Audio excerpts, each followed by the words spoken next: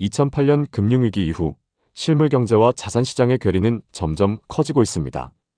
과거에는 실물 경기가 좋아야 주식 시장도 오르고 경기가 침체되면 주식은 떨어졌지만 금융위기 이후 이런 기존의 고정관념들이 깨지면서 투자가 훨씬 어려워지고 있죠. 많은 사람들이 경제학자나 대학 교수들의 의견을 들으며 지금은 경제가 안 좋으니 투자하면 안 되겠구나 하고 생각합니다.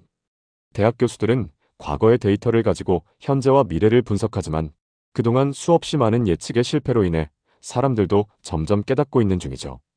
경제 지표와 주가는 꼭 함께 움직이지 않는다는 사실을 말이죠. 아무리 수많은 지표와 데이터를 통해 판단을 내려도 시장의 움직임은 맞추기 힘들다는 것입니다. 기존의 경제학 교과서에서는 경제가 어려워도 주식이 오를 수 있는 상황에 대해 알려주지 않았기 때문에 많은 사람들이 도저히 이해하기 어려운 경제가 어려운데도 계속 주식이 상승하는 아이러니한 구조가 자리 잡게 되었죠. 그래서 금융위기 이후에 바뀐 시장 구조를 이해하지 못한 사람들이 경기가 나쁘면 주식도 빠져야 한다는 고전적 사고방식으로 항상 예측이 틀렸던 것이죠. 또 우리는 학자나 교수들이 실제 시장 참여자가 아닐 가능성을 염두에 두어야 합니다. 그렇다면 실제 시장에 참여하면서 느끼는 정서인 기대감이나 공포감, 시장의 역동성을 알 수가 없죠. 이제는 유동성이나 기대심리, 정책 신호가 더 중요한 시대가 됐는데 이걸 간과한 채로 고전적 이론들만 들이대니 시장에서 벌어지는 현실과는 점점 어긋나는 것이죠. 이들은 실제로 시장에 뛰어든 사람이 아닌 해설자의 입장이기 때문에 시장 흐름을 자주 놓치기도 합니다. 그럼 일본의 실질 GDP와 니케이 지수를 비교해보죠. 일본의 2015년도 실질 GDP는 520조엔, 그리고 2024년도 실질 GDP는 560조엔으로 10년 동안 경제가 10%도 성장하지 못했지만 주가지수는 16,000에서 40,000까지 150%가 올랐습니다. 일본의 경제 성장률을 봐도 코로나 때의 폭락과 그 이후의 기저효과를 제외하면 0%대의 성장이 줄을 이뤘으며 심지어 마이너스 성장이 나온 분기도 상당히 많았죠. 이렇기 때문에 기존의 관점으로는 일본의 주식시장이 상승한다고 예측하는 것은 상당히 어려웠을 것입니다. 일본뿐만이 아니라 기존의 상식과 통념이 통하지 않는 일들이 세계 여러 곳에서 벌어지고 있죠. 이쯤 되면 우리는 경제가 좋아야 주식이 오른다는 기존의 고정관념을 깨야 한다고 봅니다. 금융위기 이후 세계 주요국들은 과거처럼 금리를 크게 높일 수 없는 환경에 직면해 있습니다. 고령화와 부채가 많은 구조라는 것은 주요국 공통이 되어가고 있는 중이죠. 미국도 현재 기준금리가 4%대라고 하지만 이건 과거에 비하면 낮은 금리 수준입니다. 전 세계가 저금리 환경에 접어들면서 인플레이션을 반영한 실질금리는 매우 낮은 환경이 됐죠.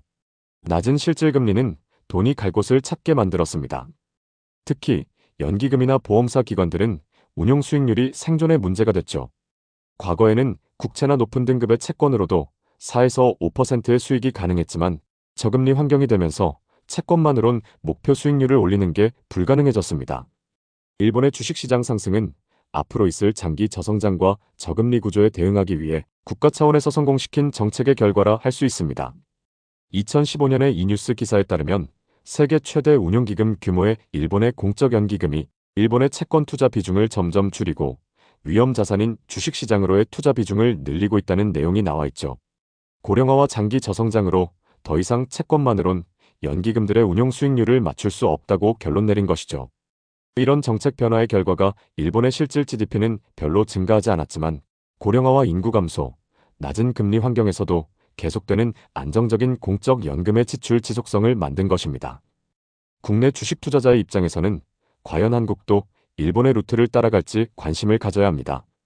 만약 차기 정부에서 국민연금의 국내 주식 비중의 확대나 정부의 자본시장 활성화 대책이 큰 진전을 이룬다면 이 방향성은 지난 일본의 10년 추이와 비슷하게 흘러갈 가능성이 있습니다. 현재 우리나라는 기준금리가 2.75%라고 하더라도 실질금리는 0.79%에 불과합니다. 한국의 주식시장도 실물 경제와는 별개로 올릴 수밖에 없는 요인이 만들어지고 있는 것이죠.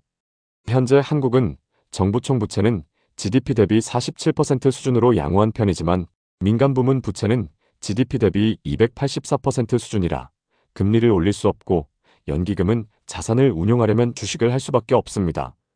현재 코스피 기업들의 PBR은 0.89로 역사적으로도 낮은 구간입니다. 앞으로 한국 증시의 향방은 단순히 주가가 몇 퍼센트 오르고 내리냐만의 문제가 아닙니다. 이렇게 저평가인 구간에서 한국의 투자자들과 연기금이 주식을 사냐 안 사냐의 문제는 곧 우리 모두의 노후와 안전을 책임지는 선택인 것이죠. 한국도 낮은 실질금리와 그로 인한 대한투자처의 필요성, 미래를 책임져야 하는 연기금의 전략이 합쳐진다면 2007년 이후 18년 동안 횡보하고 있는 코스피 2000포인트대는 충분히 탈출 가능할 것입니다.